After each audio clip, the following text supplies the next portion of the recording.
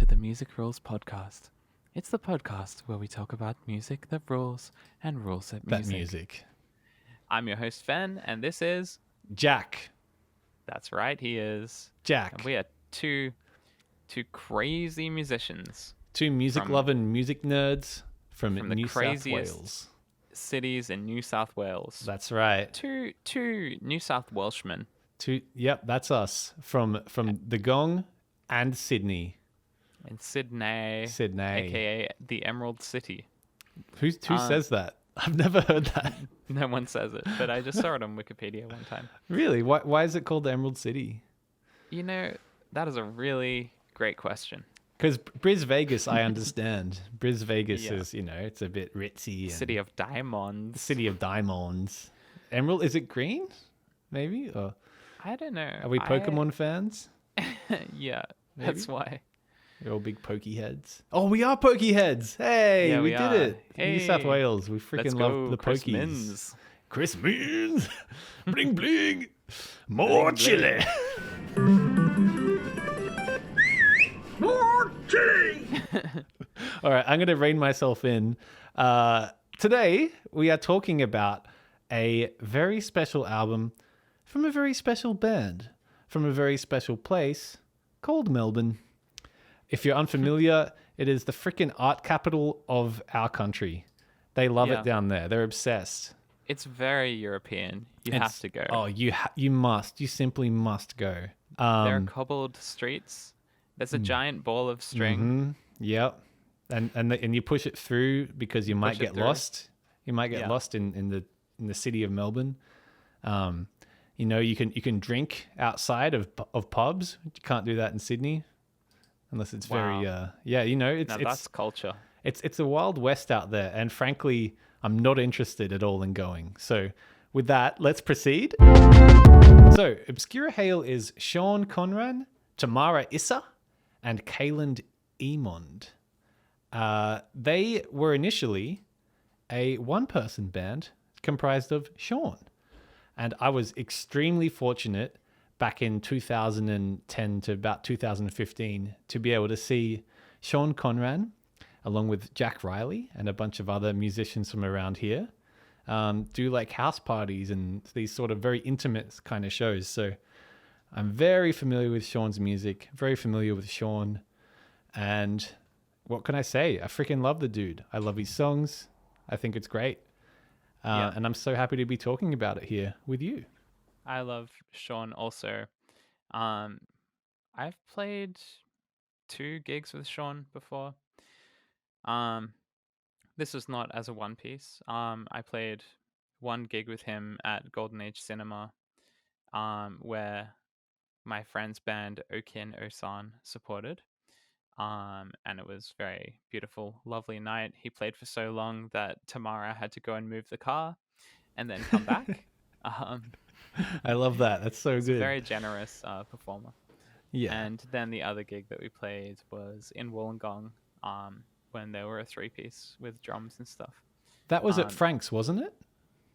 No, it was at La La La's. Ah, cool, cool. They had a different drummer. It was just after they released Zero, the EP, with Goth and Swear Jar, that one. Nice. I know the gig that was in Wollongong. I was so devastated to miss you and Obscura Hail playing together. It was just, I think I was away or doing something, and yeah, very upsetting. But I'm happy to hear that it was a great gig, and yeah. Super fun. Hopefully you guys play together next time, so I get to be a lucky audience member and watch. Yeah. So, today we're talking about the EP. What's it called? Is it Siren? Yes, Siren. We're talking about the EP Siren, which is released on Bandcamp as Siren / sorry, I got to get my stuff up. Siren / Zero double EP. So basically an album. You get 2 EPs, you chuck them together. What do you get? You get an album. That's an album. That's an album. So but today we're going to be just talking about Siren because these are the 5 songs that are on Spotify and streaming services. And I just think they're a really tight, neat little package. And they're all bangers. But today we're going to be talking about 3 songs. And the songs I picked are Doomer, they are Town Crier, and they are Penumbra. But Beautiful. the twist choices. is we're going to be talking about Penumbra first, then Town Crier, and then Doomer. Oh my god. Yeah. We're doing it all topsy-turvy, upside down, backwards, because that's the way we roll on Music Rules podcasts. Yeah, We're that's freaking right. weirdos. We're flipping it all upside down. So, you mentioned briefly that last time you saw Sean, he played for so long that Tamara had to move the car. Yeah. This is so in character for someone like Sean because he is, without a doubt, the most prolific writer I have ever encountered in my life. He writes so many songs. It is absolutely crazy.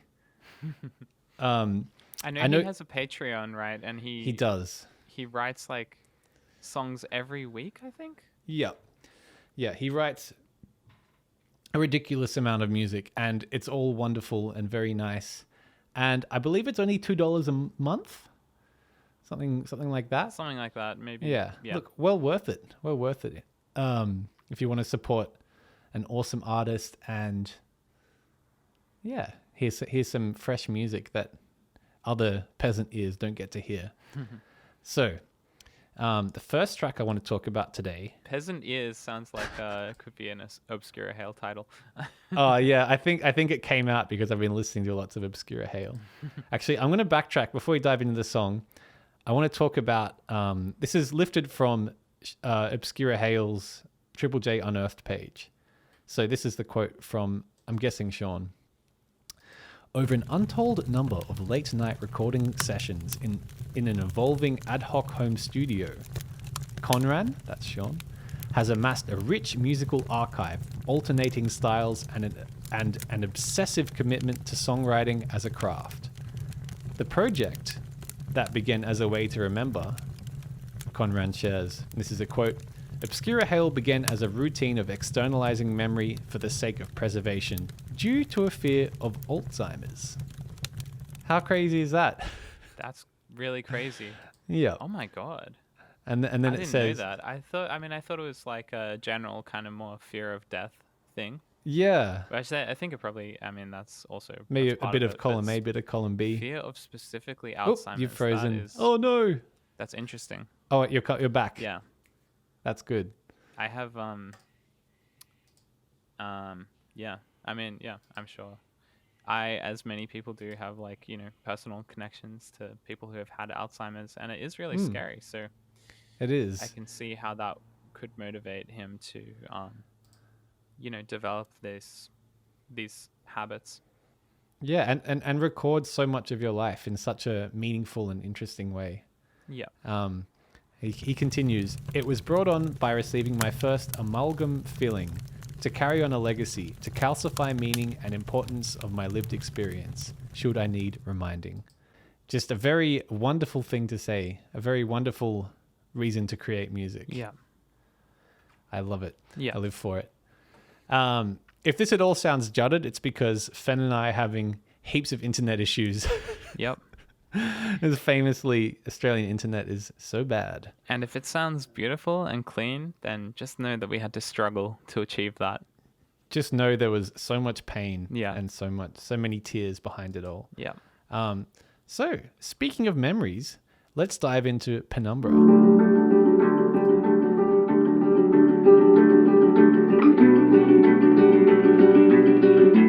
So, Penumbra is, I think, their most popular tune at the moment. I think last time I checked, it had well over 1 million plays.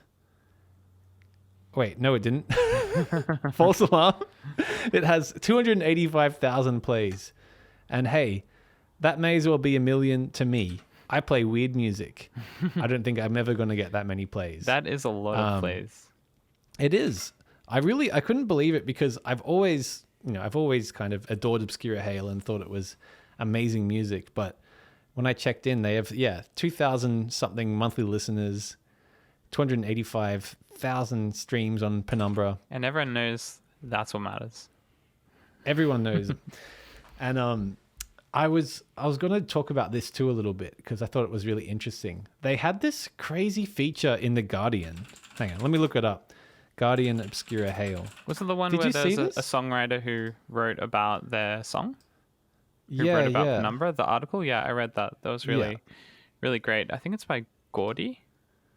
Gordy. That's correct. Yeah. Yeah. I'm just looking at it now. Very good article. Well worth reading. Yeah. And I mean, and such high praises. Penumbra by Obscura Hail is the most perfect song of all time. Wow. I mean, that is just, it don't get much better than that. It don't get much higher. Yeah. Funnily enough, I do love this track, but I have my favorite track on this album is definitely Doomer, Oh yeah. which is why I'm leaving it till last. But so let's crack into it, shall we? Yeah.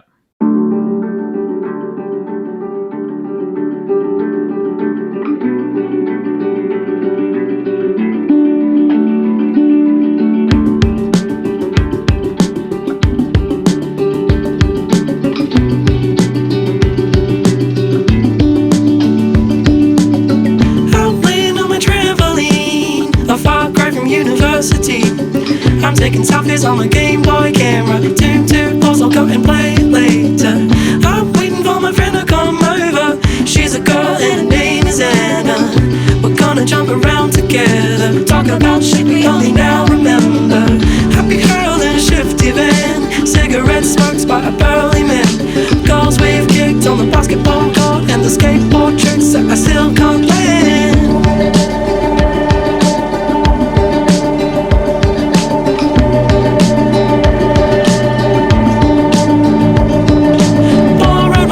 The stereo while he was visiting his other folk. Wiped over his Starcraft save. He's gonna send me to an early grave. I bought my first CD from the now dead franchise Sanity. It was a single by the living end, and I've pirated everything I like since then. What on earth have I done?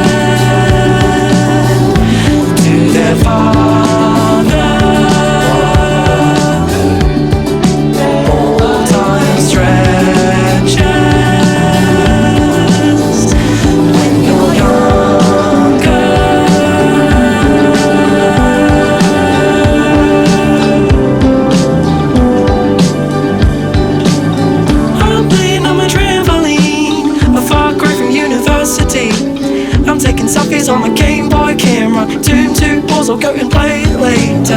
I'm taking selfies on my Game Boy camera. I'm taking selfies on my Game Boy camera. I'm taking selfies on my Game Boy camera.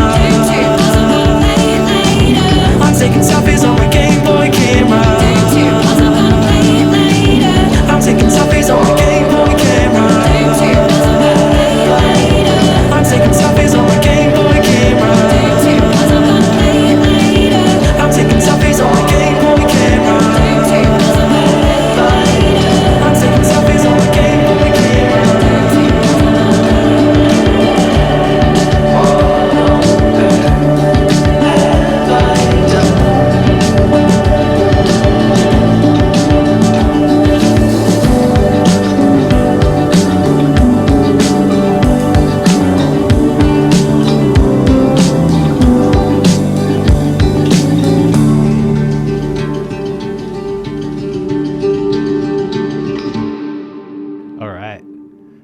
Was Penumbra by Obscura Hail.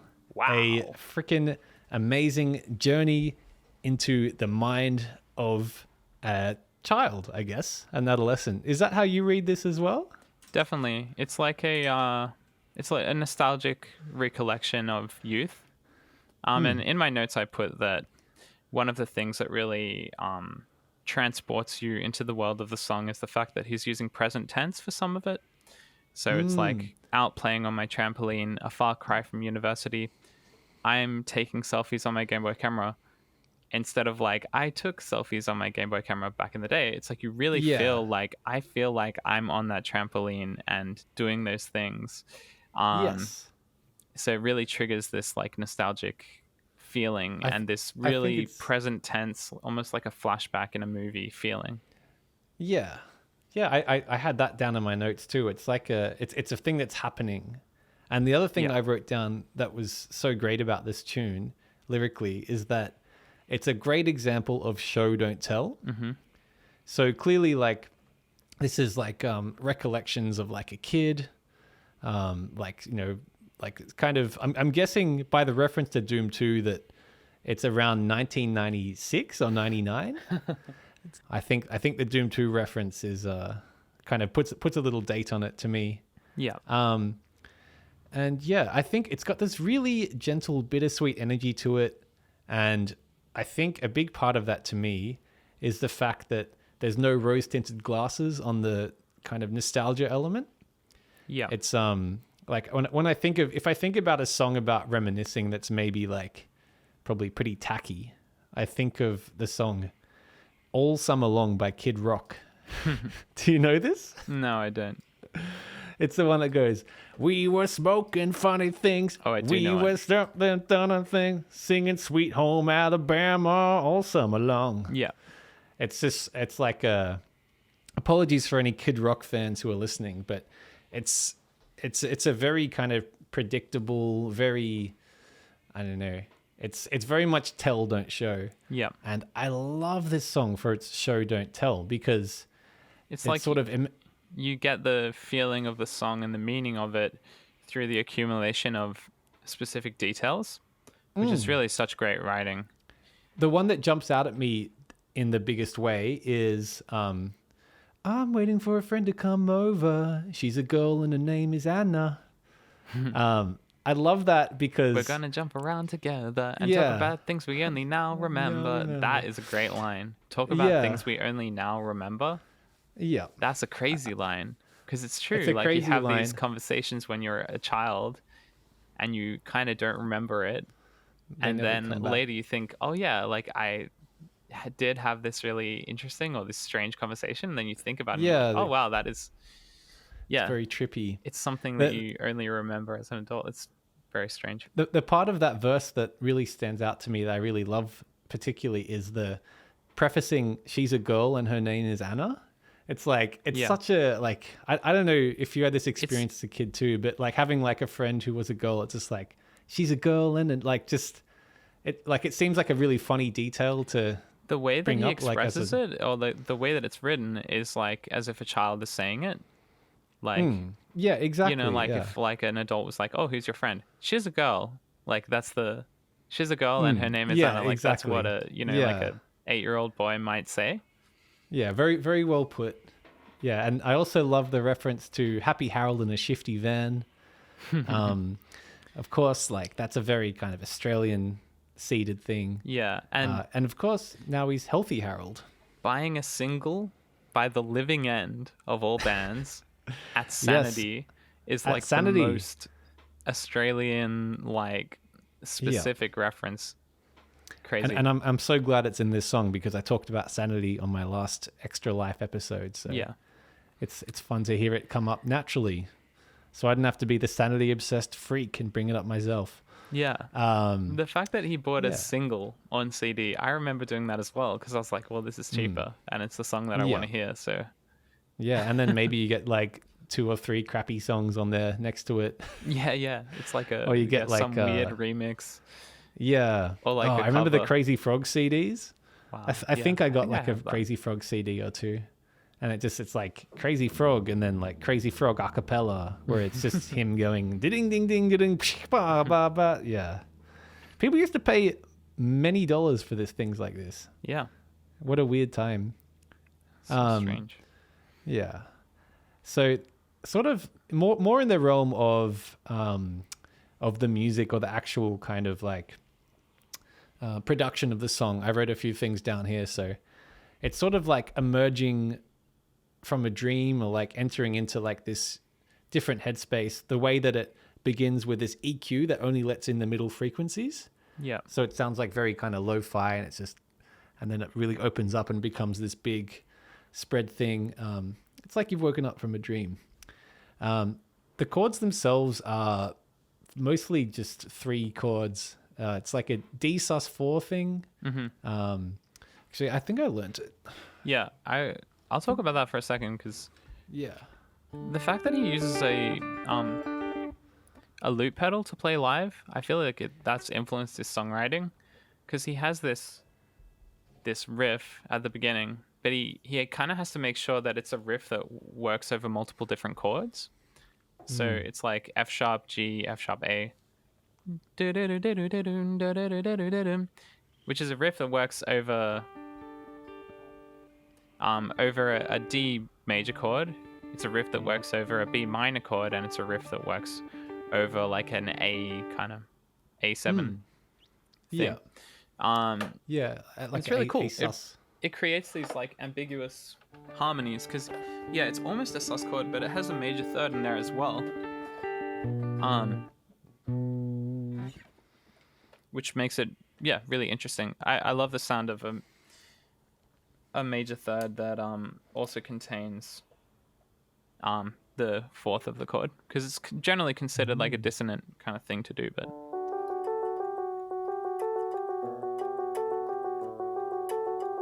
something like that. Anyway. Yeah, I think what you played then sounded super correct, but for some reason I didn't even pick up on the major third. I just heard the sus thing. Yeah.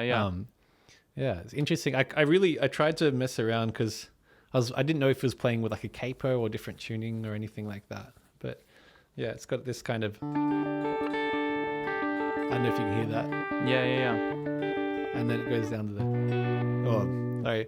My E string's out of tune because I was doing April Fool's memes. Something like that. Yeah, just this nice descending, really simple thing. Yeah. And it really holds on to that for like most of the duration of the song. I would say the entire song. It has this that. Although there is some like kind of, there's like almost a little key change at about 2 minutes 14. Yeah. The 4 finally comes in. It's like this really gentle G major, and then it plays a C major for a bit.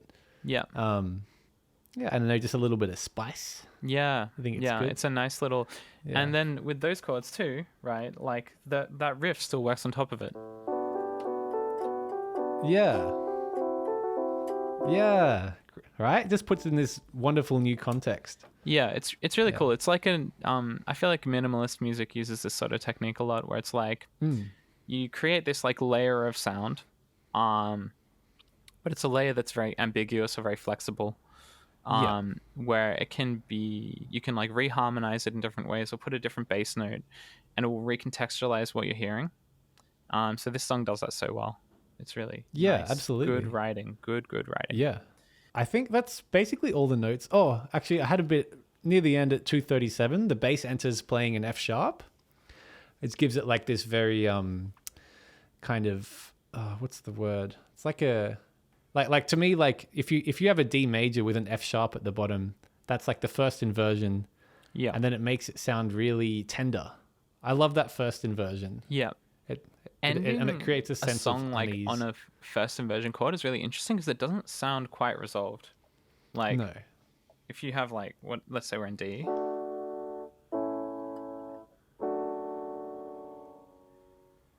just the fact that it's in first inversion, there's something more ambiguous, or it's a more complex emotion rather than having. Yeah. If that makes sense. I totally agree. Yeah, it gives it a sense of like, I mean, it almost could be understood or spelt as like F sharp minor 6 or something like that. Mm-hmm. It's all about this ambiguity in harmony. Yeah. And I feel like what's nice is that that ambiguity is kind of wedded to these lyrics that are also not telling you how to feel, right? It's all about Exactly. these emotions that are less explicable. Yeah, And that's right. like, It's very much just presented. It's just presented to you, and then as a listener, it's up to you to kind of decide what it all means in reference to you. yeah, I love the bit about like what was it, 17 schools, 6 Yeah. houses or something like Yeah. that. Yeah, it's got a lot of things about growing up, and they're not all like, remember Tamagotchis? yeah. It's not all like, remember this TV show? It's like it's a very complex and kind of And- holistic view. Yeah, of and very growing personal, up. I think, too. It's one of the interesting things about the article that you mentioned before is how she's talking about how, like, the verses and stuff, they place you in this, like, nostalgic, like, 90s, early 2000s Australian kind of headspace where you're like, yeah, I remember that stuff, too. And then the sort of 15 houses, 16 schools part Yeah. is like, oh, well, that didn't happen to me. So it reminds you, Yeah. oh, this is like a really specific and personal story. Yeah, that's true. And the contrast between those two things is really interesting. Yeah, I feel like as a person, because I'm not about to dox Sean, and I don't really know quite where he grew up, but I know that myself and him, we both grew up just south of Wollongong, and there's a very specific vibe to the area south of Wollongong, that especially around that area in that time, it was a very kind of interesting place, and I think Sean really captures what that was in a You know really what's so interesting funny? way. I thought that Penumbra was the name of a town because it sounds like a town. Ah. It sounds like the name of an Australian town, but it's not that at all. It I means, have. yeah. Yeah, sorry. Did you get the definition up too? Yeah, a space of partial illumination as in an eclipse between the perfect shadow on all sides and the full light. A shaded region surrounding the dark central portion of a sunspot. Yeah. Yeah. Or peripheral or indeterminate area or group. And I think Yeah. that really speaks to the content of the song. Yeah. There is nothing that immediately leaps out as like a very positive or very negative. It just kind of is. And it's up Yeah. to you to kind of, Yeah. as a And listener, it's, you decide what it means. like, one of my favorite things is when a songwriter or a composer or whatever, but specifically songwriting, is like there's this thematic unity across the lyrics and then the way the music is written, and it all just like coalesces. And this song does that perfectly. It does. All right. Do you hear that sound, Fenn? That is Yes. the sound of the town crier. Shall we Ooh. move on to the next Let's tune? do it.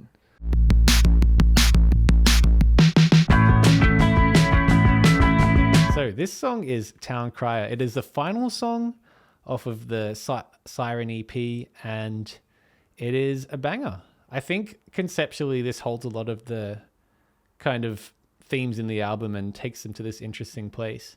But before I continue talking, shall we listen to it? Let's listen to it.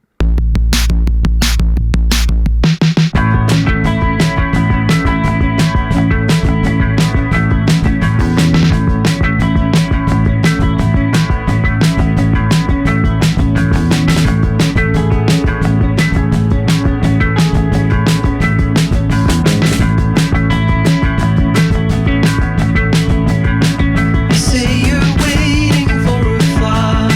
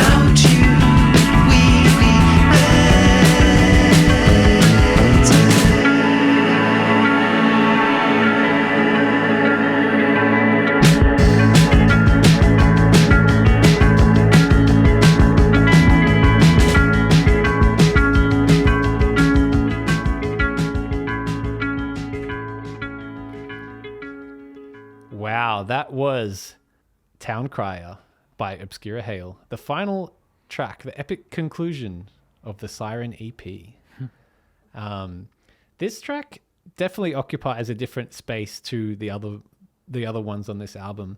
And I think this is something we've talked about before, but it's kind of like in the same way that Extra Life put on that third track as perhaps a bit of like a bit of a reprieve or a bit of a like palate cleanse or a break. Yeah. Town Crier largely just kind of has the same A major drone the Right. entire time. It's just kind of like, I figured out the BPM. Yeah, it's a real bop. It's at like 170 BPM. Wow, that's quick. Yeah. I couldn't find the lyrics anywhere for this tune, and I had a real good look on every single website, and it was not anywhere. I like, in contrast, Duma and Penumbra, they all have their lyrics up on YouTube, but Yeah. I had to actually listen and write down the lyrics. And I actually sent you a message last night because I couldn't figure out some of them. And I also could not figure them out. No. I went onto one of those like AI websites that can pull stems from Wow. songs, and I still couldn't get the bit at the end, but that's all right. I got most of it. I think lyrically this is very finalistic in the album, I think, if that's a word. It does this really interesting writing thing where it presents a concept and then the next line following will be the opposite. Yeah. So it says like, and the floor is taking sides and the ceiling looms over. Funny thought crossed your mind. Will I come out the other side stronger? Mean ones make you cry. Loved ones make you cry harder. I love that line. Yeah. And also the way that it's phrased as well. Like, Yeah. he kind of extends it. It's another thing about his writing is he's not one to sacrifice the lyrics for the sake of having a neat musical phrase. Yeah. So it's like, what is it? The mean ones make you cry, and the loved ones make you cry harder. Like, it's like this Yeah. odd kind of phrase, but he just extends it to be what poetically he wants it to be. And it makes the music more Correct. interesting. It does. And that's like the whole thing about this EP, and I guess Obscura Hail's music in general, is it is just like not really conforming to any particular structure of what a pop song needs to be or anything like that. Yeah.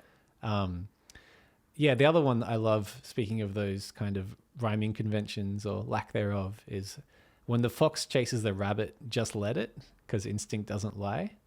So it's like you have that first line, and then the second bit of that line kind of vaguely rhymes with the first, and then sort of just goes on an excursion. Yeah. Totally. Just let it. It's rhyming with Just rabbit. let it. Yeah, exactly. I think it's really is a masterclass of writing and composing for someone who is a bit of a master class act, I guess. Some of the lyrics in this, and it's class. it's correct. The thing I put in here is a little note. Have you heard of a band called Country Death? No. Country Death, it's like I think it's more of an artist, actually. So it's like this guy who I saw on Everything is Terrible, which I'm sure you're familiar with. Our friend Tim does some work with them sometimes. But so Country Death, it was like this really creepy kind of song where this dude was like photoshopped his face onto a starfish and sang this creepy song about having nightmares. And Sean's singing weirdly reminds me of that sometimes. Having nightmares lately. When the waves they come, they overtake me and spin me around. They spin me around. I don't know what's up or down. So I'll put that in the show notes for anyone interested. It's really cool. You should check it out.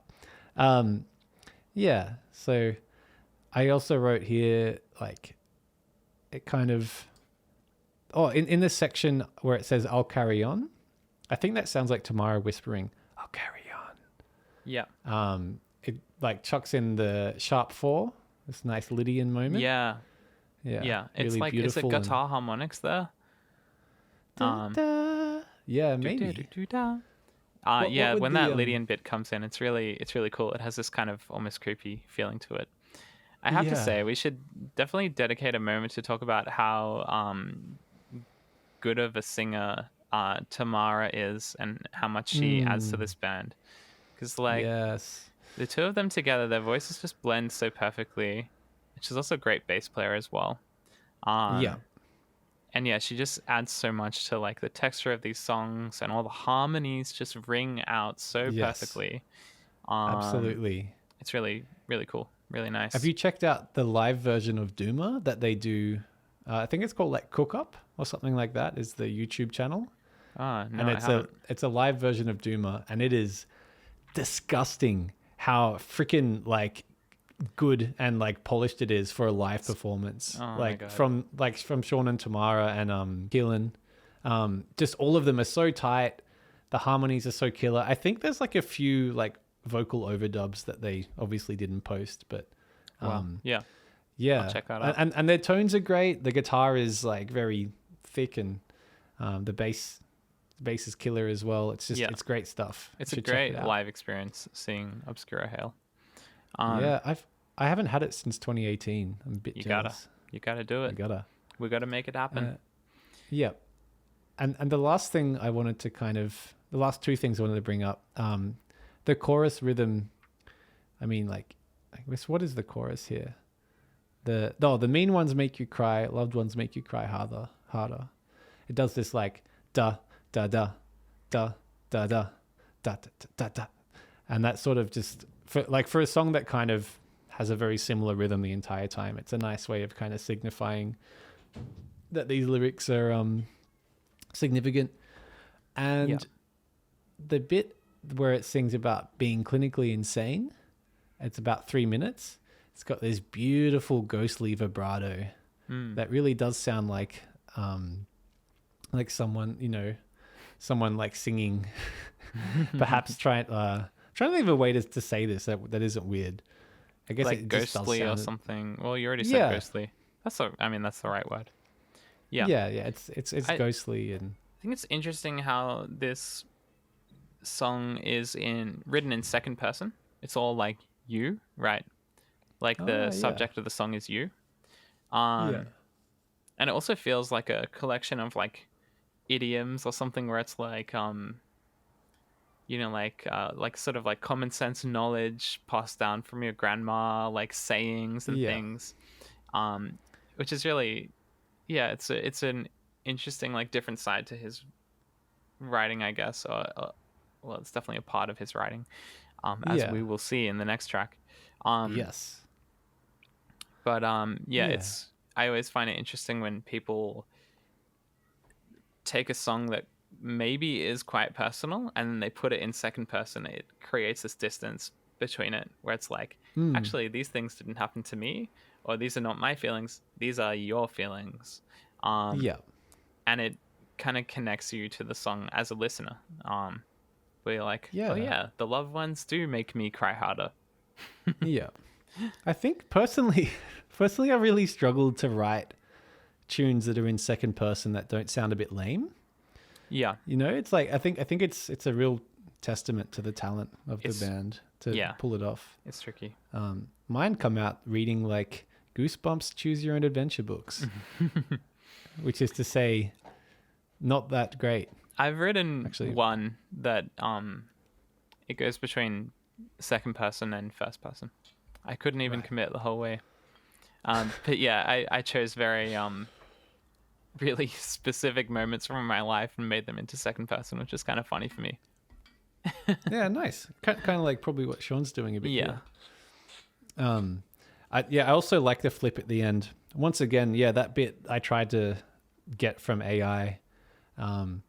What did we have? It was like, we all make your earn on your mistakes. So we all question mark on your mistakes. Hey, it's Jack after the podcast. I reached out to Sean and he said the lyrics were be your maker, not your master. And then the very last bit, without you, we'd be better. Interesting. Brutal. Yeah. Yeah, to me, this overall, I think this song is kind of just about getting on with it, as in getting on with doing things and existing despite various things that might inhibit you or challenge you. Yeah. At least, but maybe the reason I think that is because Sean's written it in a very broad way, where we can all make our own readings into it. Yeah, so. it's definitely, you can bring, your own feeling about the song to create the meaning of it. Yeah. Hey, speaking of Doom 2 paused, I'll go and play it later. Let's talk about Doomer. Oh yeah. All right, shall we give it a listen? Let's do it.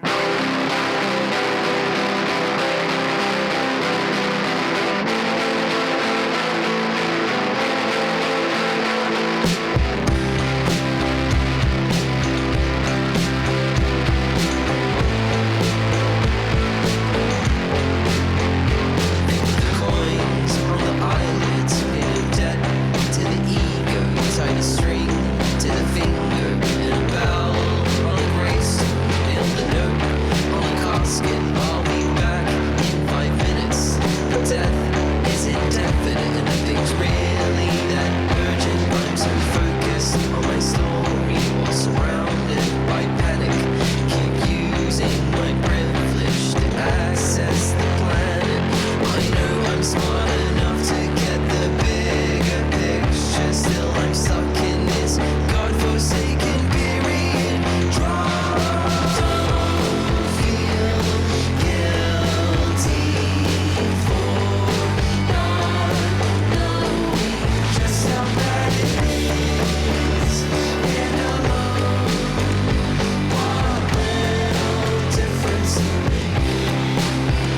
From now on, tally riot, rally to surely understand that the world needs a ship to go down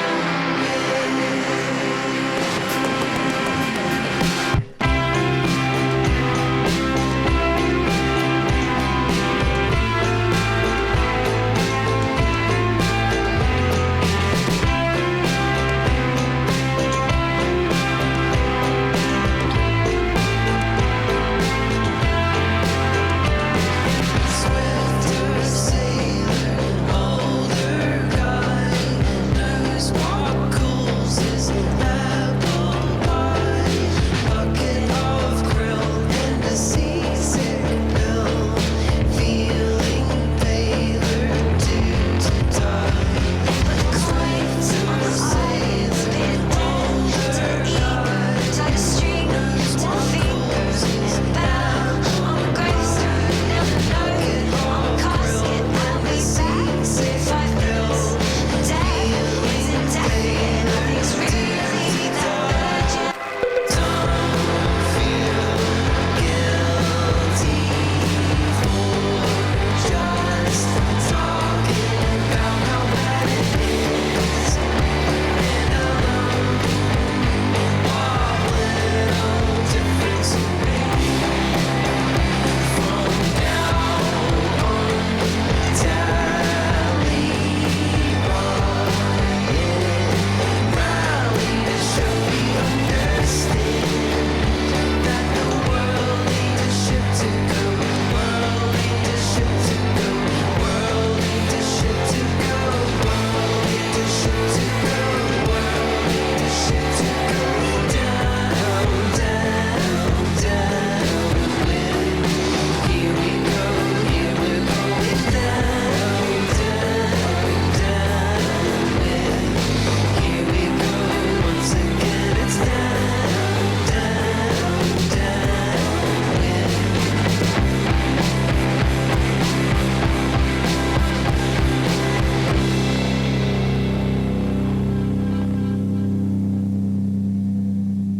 Flip a coin. All Flip a right. coin, beep.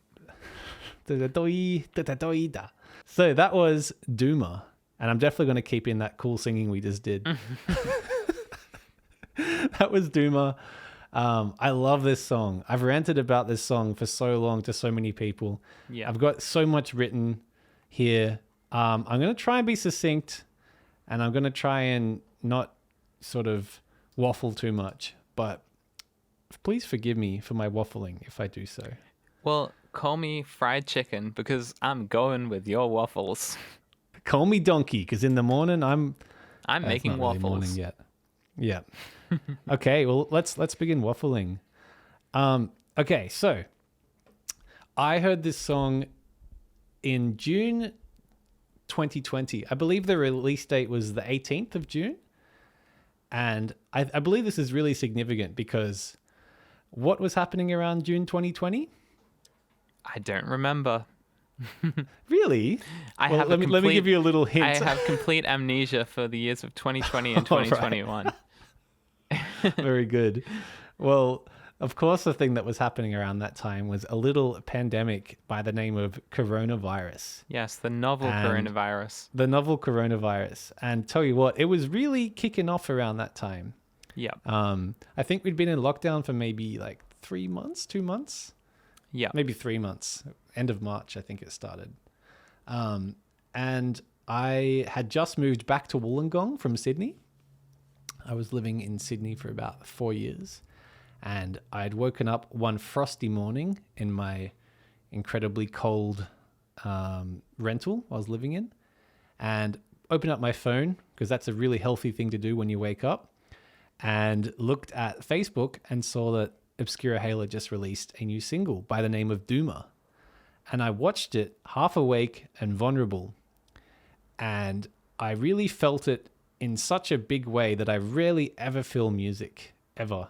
As a crusty, sort of jaded 30-year-old man who is always hearing music. It really touched me in this really special way. And I'm going to talk about why I think that it's so special. Okay, so the song begins on this mega chunky C power chord that moves into A minor. And the whole time at the top, there's like this kind of C to B leading line that's happening. Yeah. It's more of what we're talking about where it's picking things that will work over multiple different chords. So Yeah.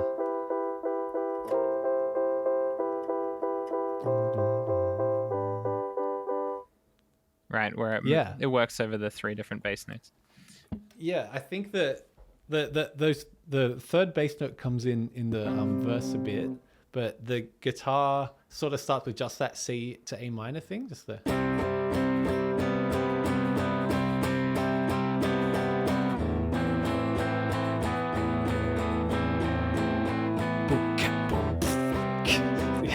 Beautiful. And so on. Immediately, that progression, the 1 to 6, kind of makes me think of a song like "Man Who Sold the World" by David Bowie, or "Hallelujah," Yeah. or "Fire, Water, Burn" by Bloodhound Gang. And it sort of indicates to me that there's like a ballad ahead. So the song sort of goes on and then eventually moves down to that. Was it the like one? The G, the dominant. What? Yeah, 1-6. Yeah, 1-6-5. And then I wrote down here, it's kind of interesting at 35 seconds and at, where is it? 2:37. There's like a cowbell sound that comes in, goes doop, doop. But it kind of sounds like a notification or something. Like it's funny. Wow. It's almost out of place, but it only happens twice in the song. Yeah. Yeah, it is in time though. I don't think it's an accident, but yeah. So the lyrics I particularly like are focused on my story, surrounded by panic, using my privilege to access the planet. And I think there is no better line that speaks more to the alienation of the average young person, particularly in the last 5 to 10 years. Mm-hmm. It's such an effective line at sort of catching and collecting and describing a cultural zeitgeist than anything else I've ever heard. Yeah. Prove me wrong. I can't do it. It's perfect. It's perfect. Yeah, and I wrote here, production-wise, the song is really crushed and compressed. Like it sounds like so kind of distorted, and whether or not it was intentional or not, I cannot help but feel like it was done to kind of hammer in the like oppressive nature of like, particularly in that time in mid 2020 of living under this 24/7 news cycle. It's all bad news, and it's all being beamed into your skull through your rectangular Doom device that you have on you at all times. But then the thing is, when you hit that chorus, suddenly you're introduced to what the song is really about. Suddenly, like with the words like, don't feel guilty for not knowing just how bad it is, and alone what little difference you make. It's suddenly the kind of oppressive nature of the compression and the distortion, and it's no longer oppressive. Instead, it's like a beautiful, warm hug, and perhaps provides a moment of connection for a generation that is perhaps the loneliest it's ever been. Yeah. I definitely feel like what you're saying, it's about the atomization of people. Like we're all so separated because of technology and like physically separated. And it is, I mean, it's really crazy timing that this song came out when it did. Because the first time I heard this song was not in June of 2020. It was in December of 2019 at the show that we played together. So this song had, the fact that it predates all of these things happening is really shows that it's quite a prescient songwriter. Because in June of 2020, the other thing happening as well was, of course, the George Floyd protests. And I feel like that, like almost more than anything that I can remember in my lifetime, well, maybe not more than anything, but it was an extremely, extremely depressing news cycle. I think probably a lot of people, myself and like me and probably tons of other people, just stopped posting anything at all on social media for at least like several months, which if you know me is like really unusual. But like it was just serious, like extremely depressing news, images of shocking violence just being broadcast directly into our skulls at all times. So this song is like just an incredible like reflection of the times that we live in, where it's like, don't feel guilty for not knowing just how bad it is. You don't have to ingest all of this violent content that is being like beamed into your skull as a form of entertainment, because that's ultimately what it becomes. It's like things that are violent are popular on the internet and always have been. And so, like you can know about something, but you don't have to, watch the video of some guy getting his neck, some guy literally dying. Like, I think that's, it's not irresponsible to want to kind of protect yourself from that, and you can still be informed about it, but you don't have to like put yourself through hell. And then I like the other lyrical part of this song I like is that he kind of is encouraging this need that we have for like community, or like a communal response to systemic oppression or capitalism or whatever the greater forces of the world that exist that are pushing us down in that way. So it's ultimately like this really positive message. Absolutely. Yeah. Absolutely. And I think you're so right in that your point about not feeling bad for not wanting to put yourself through, watching those videos or putting yourself through sacrificing your mental health to stay informed. Yeah. And that's not to say like I'm definitely not advocating being totally ignorant, but there's levels to which you can be informed and I just mean don't watch a video of someone dying if you don't want to. Of course. Yeah, I think that is a really good point. And I like that he also comes at it from the other angle and says, don't feel guilty for just talking about how bad it is. Because I think that's another thing that people feel a lot of guilt for is like, oh, well, I'm just sitting here talking about it. It's just like, Yeah. this is, it's not a thing that's worth wrecking your life over and wanting to feeling inadequate at all times, because you can't really do anything if you are constantly behind the 8 ball. Yeah. So if we want to do a little bit of a pivot back into the music, like actual musical content, I wrote here something really interesting at about 1:39. The intro comes back in, which is the C to A minor part, and there's like a lead bit that's introduced that I can't really relate it much to what's going on in the actual song. It sort of just seems like a brand new melody, but it is interestingly in Paylog. So another opportunity for me to talk about Balinese music. Beautiful. Paylog is a really beautiful pentatonic scale. Obviously, it's tuned very different in Balinese gamelan ensembles, but the lead part itself goes in the key of C.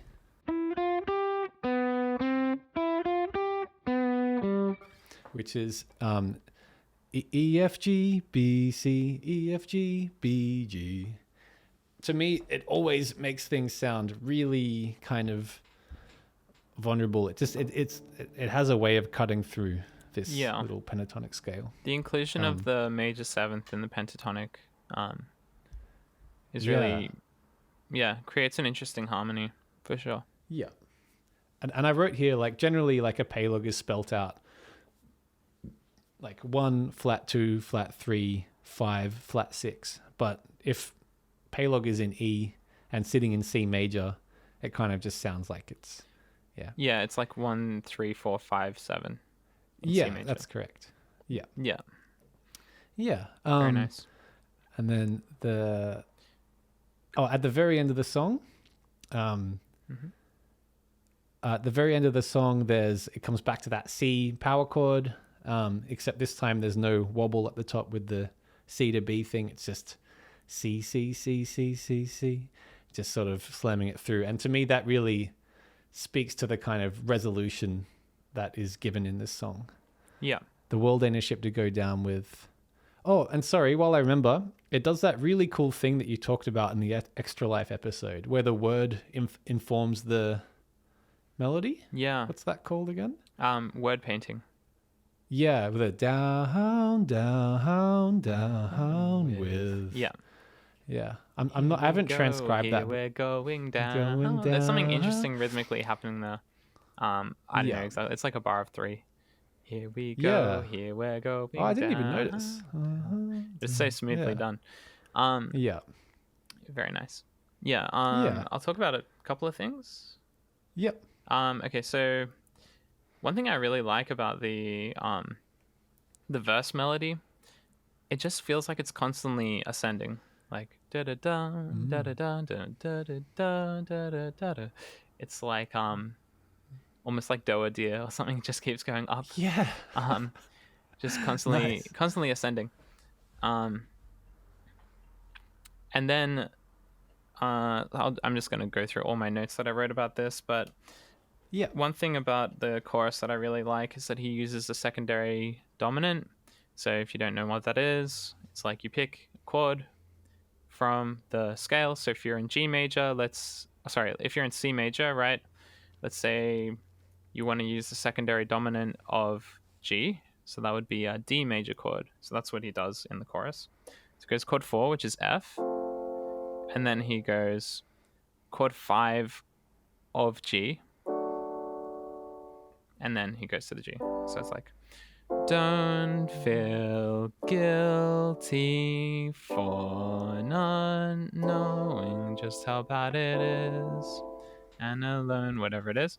Yeah, so that chromaticism really there's not been any chromaticism in the song up until that point. And then when it happens, it really draws your attention.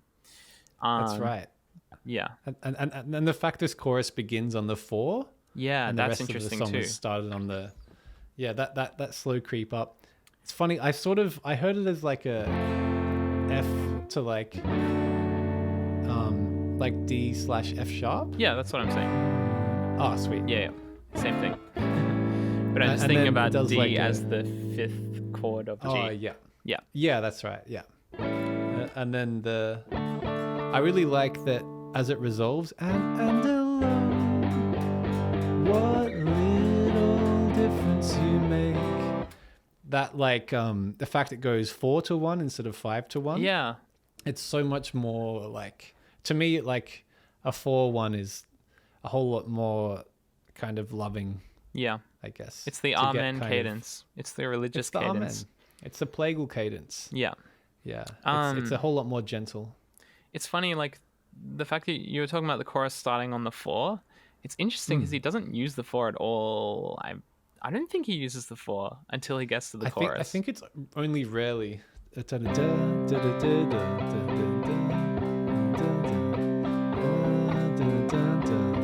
Maybe he does. Oh yeah, then the 4 there. Oh, okay. I know. Oh, this is one of those Oh, sorry. times The where 2. I've said a baseless thing. But he That's really alright, we're bound to emphasizes the do 4 that. in the chorus in a very satisfying way. And then it holds on to it. Yeah. That's cool as well. So many Yeah. cool things in this song. So one other thing I wanted to talk about is Yep. in the second verse, I love how he layers the melody of the first verse. Tamara's singing the melody of the first verse, and then course. he creates his counter melody for the second verse, where it's like Yeah. da da da da da da, and while he's going da da da da da da da da da da da da da. So bucket of in jazz we krill talk and a about seasick. in Such jazz a we good talk line. about something called guide tones, which is like the 3rd and the 7th are generally the guide tones of any given chord progression. So in Autumn Leaves, for example, you have like, what is it?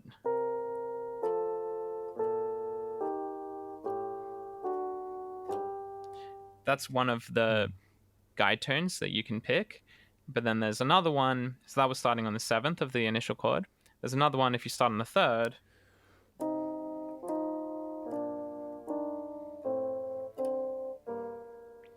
So I feel like what's cool about this, the melodies in this part, they're starting on like different notes of the chord. Like Sean's melody in the second verse, it's generally starting on the 5th of each chord, whereas Tamara's melody generally starts sort of on the 3rd, or it kind of starts on the 3rd and then it goes like stepwise up or down. So it's like really good writing, harmonically it works really well. Because like any given melody is kind of like you're weaving a path between the chord progressions, and there are like multiple ways that you can do that will naturally emerge, and they've picked like these two really complementary and it's a ones. way that makes them really stand out and be distinct from one another. Yeah. Also, the rhythm which of the is- first verse melody is like quick and at the beginning and the end of the bar, like da da dum, da da dun dun. Whereas the second verse melody is like more constant and even. So it's like a really good like counterpoint combination of independent melodies. For sure. And they really I love complement each other. Yeah, I agree. And I love Tamara's inflection on those parts. The da to the ego. It's got so much character to it. The fact that it goes up slightly before the chord changes. Da da da. Like it's just slightly anticipates it. Very like keeps the movement. The other thing about layering the vocals like that, like conceptually, once again, it's the music reflecting the lyrics, where it's like, alone we are nothing, together we are something, right? So it's like this accumulation of people and power and all that good stuff. I love that. That's such a great note to end this part of the podcast on. I think that's a really good, succinct kind of way of putting it all. Cool. And it's expressed lyrically and musically, which is great. So we've come to this part of the pod where we share a song that we've made for the episode, I guess. And this one is in the style of Obscura Hail. Were you writing? Were you planning on writing one too? Yeah, I It's I it's wrote a alright if you. song, but I didn't record it. But Okay, that's all right. I could play some of it for you maybe. Okay. Um, Yeah, please do. should we start with that and then you can show me your one? Yes. Yeah, I mean, yeah, this was like Jack's choice, so um, I'm going above and beyond here. No, I no, think it's good you're going above and beyond. I just I would love if we both could write songs for each one. yeah, I kind of was yeah, didn't quite have enough time to do all the things that I wanted to do with it. But when you were talking about wanting to do Obscura Hail, like I found I like just immediately was like thinking of like lyrics in the style of Obscura Hail. Um and just yeah, it just happened really quickly, like writing the song. But yeah, it's not recorded or anything. I'll just try to go through it and hopefully I'll remember how it goes. Let's hear it. I'm super keen. Okay. Let me take one headphone out. Nice. Got a real life Mariah Carey over here. I'm not scared of death, though it's frightening to think my body's remains will one day be flamed into dust and placed in a vase by the sink. The prints that I leave on the world will be concreted over, like the time I wrote Fenn is cool on the wet cement. Council works erasing that fine sentiment. There's no heritage list for us. There's no national trust for us. Just the smell of the bus and our Pavlovian response. I learnt that term from my friend Jack the first time we hung out at the Joker Cafe on Beamish Street, Campsie. I think he was a bartender back then. We had a jam session and played some weird chord progressions. Then he gave me a lesson in microtones that honestly needs refreshing. What are they again? There are certain systems that adjust. There are people that we can trust. There are equal temperaments, but none of them make any sense. The songs that I write will be lost on a hard drive, uploaded to dead sites when the streaming services collapse in 3 or 4 years' time. My memory will be confined to the kids that I teach and to each and every one that I know or have known. My friends and photos on my phone. There's no physical tomb for us, just an uploaded consciousness. Facebook page now reads in memory of, followed by all the people you love. Yeah, well done. That was so good. Thanks. I was totally taken by surprise from the. Because when you said Pavlovian response, I was like, "Oh, that's such a good Sean line. Like that's such an Obscura Hail thing." And then you continued on, and then yeah, it turned out it was about us hanging about out in us. Yeah, Beamish yeah. Street. Tricked you. Oh man, yeah, very good. Yeah, I love that. I think Thanks. I love the kind of like internet graveyard sort of imagery you were putting forth in the music. Yeah. I really liked the in particular like the Facebook page reading in memory of the dead sites thing. That's a thing that I have real worries about, is like just losing a bunch of stuff. I know I had a SoundCloud account with heaps and heaps of recordings, and then they changed the subscription service so that I lost a whole bunch of them, and unless I pay for the premium, I can't actually access them. Oh my gosh. And it's about 100 a year. So I had all these fun recordings that kind of like, I used to record them on my iPhone and upload them straight to SoundCloud. Yeah. Things like my friends doing Marge impersonations, and I had a recording of my friend playing the Slenderman game, things like that. So yeah, I think it's a very apt, very kind of modern, very appropriate thing to be putting into music. So well done. Sounded great. I mean, I was definitely inspired by, I didn't even read the thing that he was talking about with like legacy and all that, but it's like the same lyrical concerns as Obscura Hail. Yeah, so it's definitely, I think most of the influence is probably in the lyrics, I guess, rather than the music, but then I was also influenced by the way that he treats his lyrics and his melodies, where it's like, I was like, okay, well, if I want this line to be this thing, then I'll just do whatever rhythm, whereas normally I'm a little bit more strict with myself with rhythms, like Yeah. keeping them a bit more even. So that I found that very kind of freeing to be like, oh, I can just write whatever line I want to. Yeah, And just totally. also You can the pace other it thing, how you like. like naming like a specific friend in a song, like that is something that he does in one of his songs on the Zero EP. In Penumbra um as well. oh yeah, on Penumbra as well. Yeah, my friend Anna. Anna? But he Who could forget? She's a in girl. Psychic Graveyard, I think it's called, on Zero. He's like, remember Jack Riley? He inspired your songs.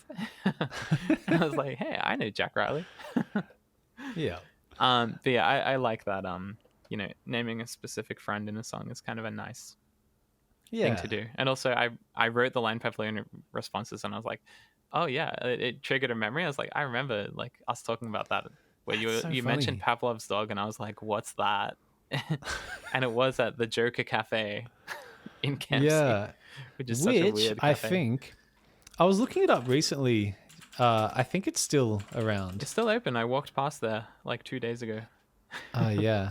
God, it is. The best thing about it is, it's one of those cafes that they don't police people smoking out the front. So there's just all these like kind of old Italian men who just sit and like just wafting cigarette smoke everywhere.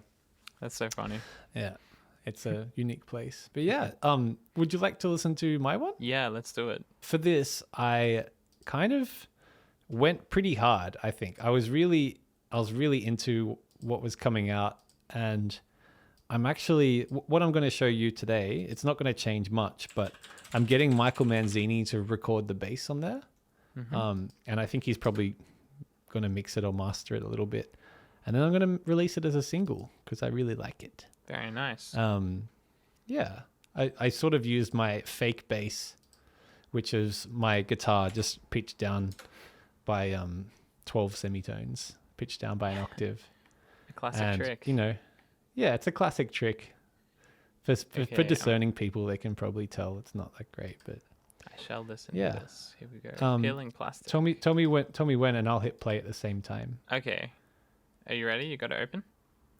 I am ready now.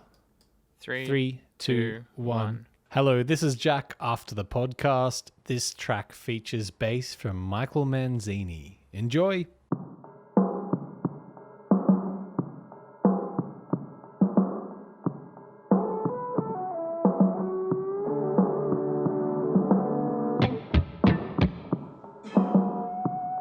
As I peel plastic off possession from the dying planet, I sit and reflect on just how good that I have been.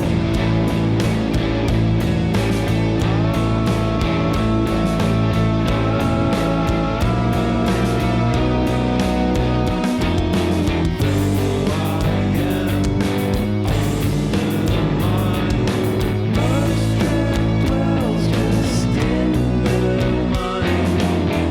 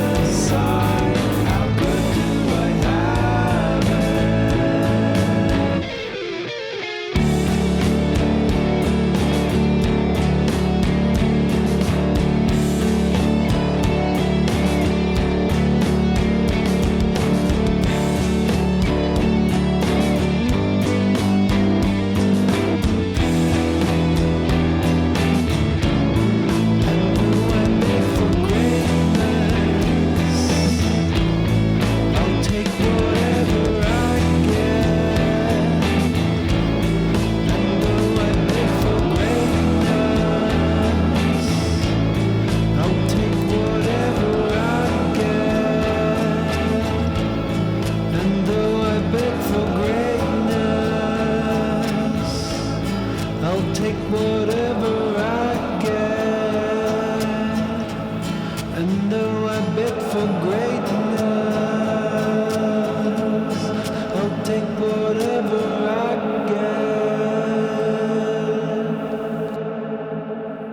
get. Beautiful. Great job.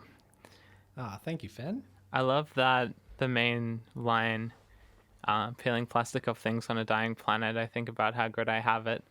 That's really, really good. Thank you. I actually had that come into my head a long time ago. Yeah. And I stored it there and never used it until now. Yeah, it works. It really fits, and also fits with the kind of the things we're talking about, like this juxtaposition of, like global concerns, but also just living a life, personally living a life. Yeah. And I love the ending as well, like how it transitions out of that kind of more like heavy rock sound into this like acoustic. I love the harmonies. They feel like they're kind of like going from one side of the stereo image to the other. Yeah, it's really lovely. Great job. Yeah, and definitely has Thank that you kind so of. much. I can hear the Doomer influence for sure. Yeah. Yeah, I think I put this one in D. Nice. Just sang a little bit higher. Yeah. Yeah. I'm glad you like it. I think a little bit, because obviously our next episode we're doing is Spirit of the Beehive. Yeah. And I think a bit of that came through on this song as well. Particularly in that outro, how it kind of gets a bit fuzzier. Yeah. That's probably more of a reference to Spirit of the Beehive than Obscura Hail when I think of it. But Cool. I think it all fits. That's a good little teaser for the next episode. Yeah. Yeah. Thanks so much for listening, everyone. This has been episode 3. We hope you like it. We hope we sound good. And tell you what, if you want, come and look us up on Instagram. Yeah. Music Rules Cast. Music Rules Rate us Cast. 5 stars. Yeah. Share it with your friends. And let's continue celebrating the excellent music that exists in this godforsaken planet. Yes, including Obscura Hail. Buy their album on Bandcamp. Yes, get on it and The subscribe to their EP. Patreon. Yeah. $2 a month, pretty good. All right, thanks. See ya. See ya. Music rules. Music Rules.